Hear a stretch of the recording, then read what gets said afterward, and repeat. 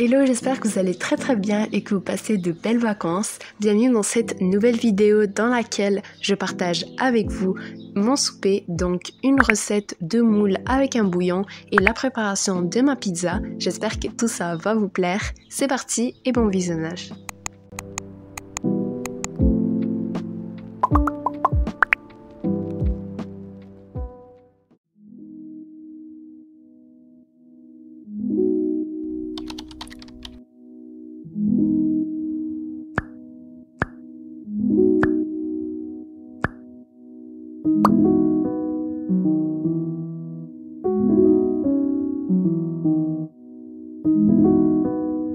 Pour commencer la recette des moules, vous allez prendre vos 3 oignons verts et vous allez venir les couper finement comme ceci et vous les mettez directement dans votre cocotte ou dans votre marmite.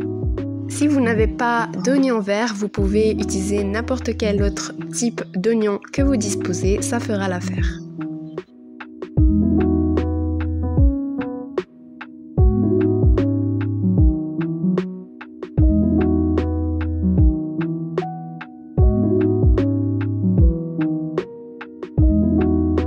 Et en mettant les oignons verts coupés, je rajoute un peu de sel.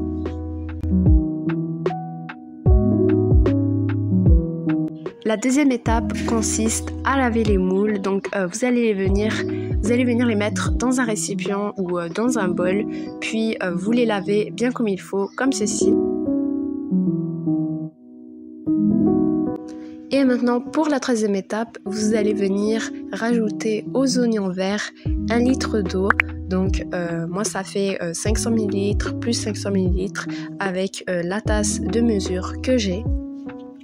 Et maintenant, vous laissez le bouillon bouillir.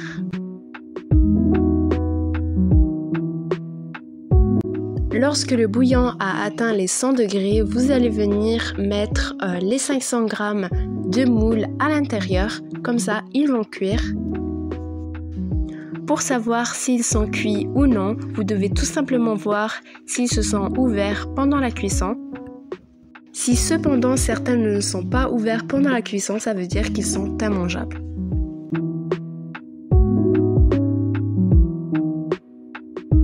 Maintenant, cette étape est facultative mais elle apporte beaucoup de goût. Vous allez venir mettre des fines herbes et les épices selon votre choix. Donc moi j'ai mis du rosmarin ainsi qu'il me semble... Je ne me rappelle plus. Je vais aller voir sur internet et je vous reviens tout de suite. 2000 years later. Comme d'habitude, Google à la rescousse. C'était en fait de l'origan, des feuilles d'origan sèches et du rosmarin en effet. Et donc ça c'est pour les fines herbes que j'ai mis. Et maintenant on va laisser cuire les moules à feu moyen.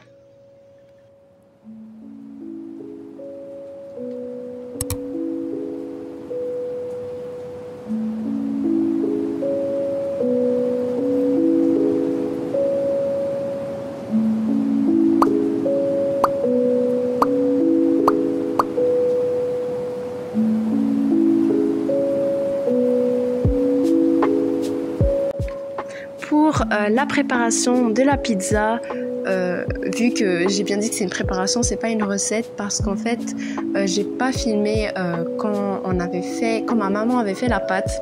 Donc c'est pour ça que en fait j'ai pas pu faire comme une genre de recette. Mais en tout cas vous pouvez trouver des recettes de pâte à pizza un peu partout sur le web. Et voilà, ou sinon vous pouvez en acheter, mais la meilleure option c'est toujours de la faire maison.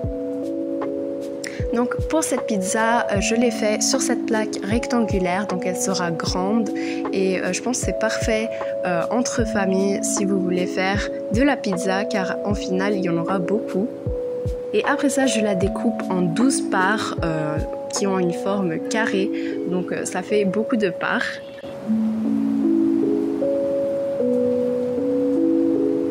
Après ça, je viens faire des petits trous dans la pâte pour qu'elle ne soit pas trop épaisse et trop gonflée, mais pour qu'elle soit croustillante. Donc je viens le faire avec cet ustensile que ma tante m'a envoyé.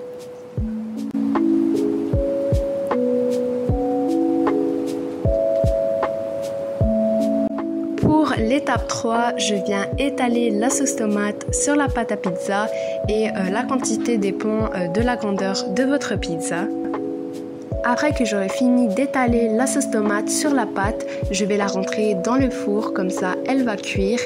Et après la cuisson de la pâte, je vais pouvoir rajouter les garnitures.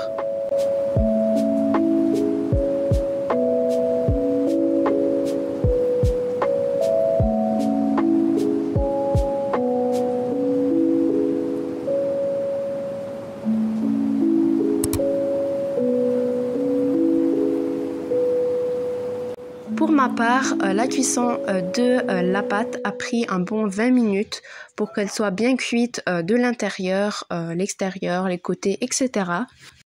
La première garniture que j'ai mis sur la pizza est le thon et j'en ai mis partout sur la pizza en grande quantité car j'adore la pizza au thon, c'est une de mes préférées. D'ailleurs, dites-moi en commentaire quel type de pizza vous préférez le plus, avec quelle garniture.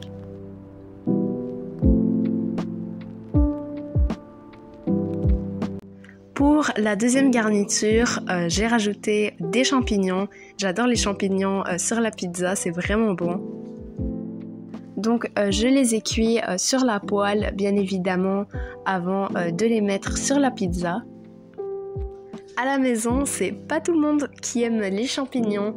Il y a mon petit frère qui les déteste et dès qu'il voit une pizza aux champignons, il ne veut pas la manger ou tout simplement il nettoie sa part, entre parenthèses, en enlevant les champignons. Ça me fait toujours rire. Pourtant, les champignons sont vraiment bons pour la santé et c'est une bonne source de protéines, donc ouais, faudra qu'il s'habitue à les manger un de ces jours.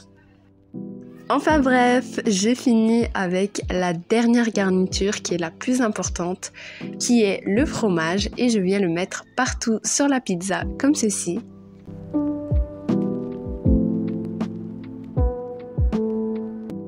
Et quand j'ai fini d'appliquer tout ça, je vais venir rentrer la pizza dans le four pour la gratiner.